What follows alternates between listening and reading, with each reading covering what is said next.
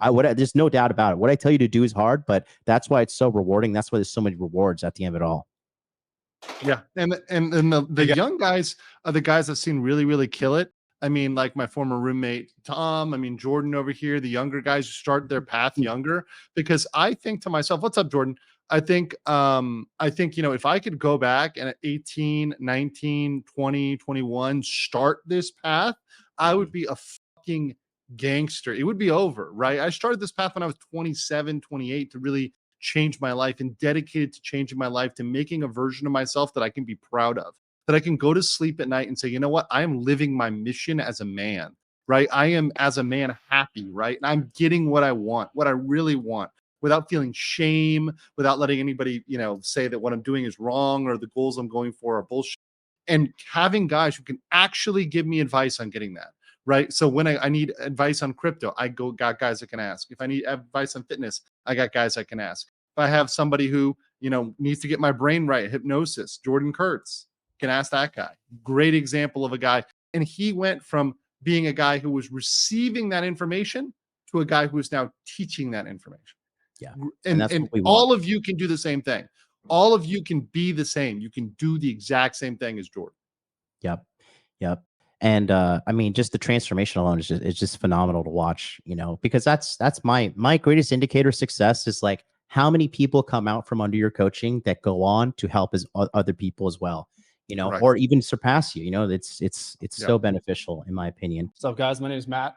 I'm 34. I'm from San. This guy, I told him, I was like, "What the fuck are you even doing here? You're done, bro. You won. Like, go." I was like, "Go pick up hot Asian girls in California, bro. You got the recipe." Yeah. Jose, California. I work as a staff accountant at a VC law firm in the Bay Area. Currently, I've been mulling over a few different options in Bay Area, as far as a career path goes. So I think one of my goals to get out of this weekend is to narrow down where I want to go within that. In addition to that, I think everyone's made it abundantly clear we all want to network and form a strong brotherhood. I've seen a lot of you individuals on the calls that we've had. So seeing everyone in person, there he is from behind the screen, is awesome. So looking forward to that. Also looking forward to picking your guys' brains this weekend and getting more of the mindset down to develop the kind of life that I want. So just looking forward to having a kick-ass weekend and looking forward to calling you all my friends by the end of Sunday. Can we stop right there? Because that's because here's the thing, and let me say this real quick to be serious. There's this. I identify with that a lot in terms of you can have a successful job, you can have it all on paper, you can be in this position where you are, where other people look at you and they think this guy's winning, but you don't feel internally like you're winning yet because you still need that work on your frame. You still need that state of mind, which is exactly what he was mentioning right there. Right. What he mentioned is, hey, he's got the business. He's got money muscles. He's got the money, right? The money is not the problem. Now it's the frame, and he feels like he's not there. That's so important. That's why that's a pillar, right? If you don't have this right, you're never going to be able to give to him. I was going to say, because Paul's an expert on this too. I would like you to kind of elaborate a little bit if you can, Paul. Yeah. Sure. Yeah. Oh, yeah. Well, what happens is the way the brain is designed on a neurological level, you have to keep in mind, it's not designed to actually help you be successful and to attain higher levels of things in your life. Your brain is designed to keep you safe and put you in a place of homeostasis or sort of sameness. So if you did what felt right, you wouldn't do much other than chase after hedonistic sort of short-term goals, right? And this is what happens with people who are addicted to drugs or heavy partiers or, those types of things, right? They're chasing the short-term high and reward, but they're not really getting any long-term success. If you want long-term success, the brain, you have to fight. You have to work with the way that your brain's designed to make that happen. What often happens is guys will get the success. They will, let's say, get the body they want. They'll go to school. They'll get the degree. Like he's an accountant. They'll get working in a firm, probably making good money. Like they'll get these things to happen, but their mind is still stuck where they were, And the mind being sort of stuck there will cause people to self-sabotage. It's a couple of sources of self-sabotage, but that's one of them. It's being in the old identity.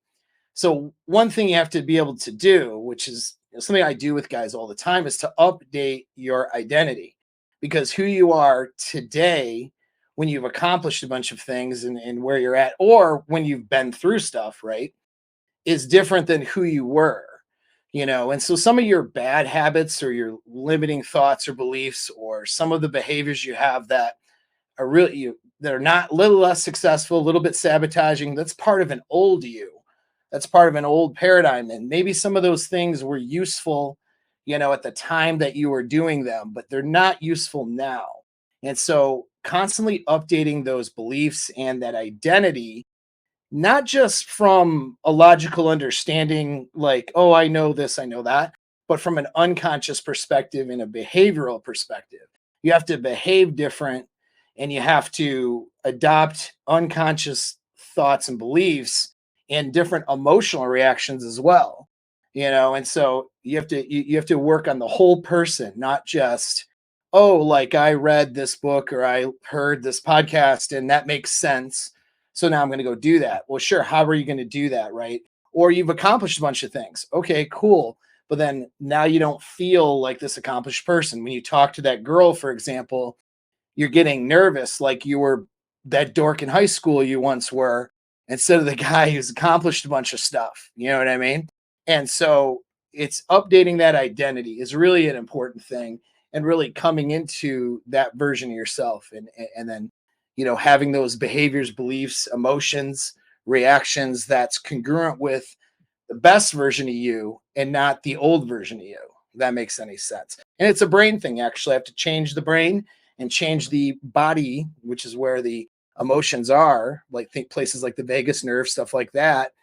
You got to be able to release that stuff and change what's going on there, so that you have an updated way of behaving, thinking, being, down to the core of who you are.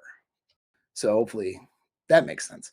I mean, it's makes and sense. it is like, the thing is, what we do at the Masculine Empowerment Network and what we do with these coaching is, I'm never going to stop coaching. I'm never going to fucking just do things for clicks and views, like, because in my experience, coaching is the only way to make the cultural change that we want. Like, the culture cannot change if you don't change. Your life cannot change. You cannot get what you want if you do not take consistent actions over a long period of time to make a change. Like, it takes, especially when you're kind of stuck in a rut, it takes a lot of energy to get going. It's like when you ride a bicycle, like those first couple of pedals, you're like, Jesus Christ, am I ever going to get this thing going? But then once you're coasting, it's just like you're unstoppable. It takes very little effort to keep things going. Same thing with business, same thing with money, same thing with girls, same thing with your mental health, like everything. Once you have momentum, because there's positive momentum and there's negative momentum. And if your life sucks, you probably have negative momentum, and you got to spin up a bunch of effort to get that positive momentum going. But once you have it going, dude, it's such an addictive thing. It's so rewarding and amazing. I personally, like, there's no way I could ever go back to being like a loser or whatever the case may be. Like, I'm addicted to working hard. I go to the gym every day these days. Like, I love it. Here's a good one that I learned a while ago, which is, imagine yourself in 5 years doing the exact same thing you're doing now, right? If you are unhappy with that image, right? If you are unhappy with the version of yourself 5 years from now on the path that you're on, doing the same stuff you're on now, then you need to fucking change. You need to pull it up. If you're going to look at yourself sitting and watching red pill content, the typical red pill content, just pointing at whores and laughing, right? And you're just sitting around, you're still a loser, you're still living with your parents, you're still, you're still broke, you're still out of shape, you still got the whatever, all this bad stuff, right? And you're not happy with that. You got to spin up the effort to change. You got to take a step to change. And that's why you got to get with John. You got to get with people that will actually help you and actually push you into that change, rather than just doing the same shit you're doing. And by the way, just watching videos is not enough, guys. I know it's good as a start, but you've got to stop watching videos. Even John's videos, you got to actually engage with them, actually get involved in this, actually do the work, right? Until you do the work, you are not going to change.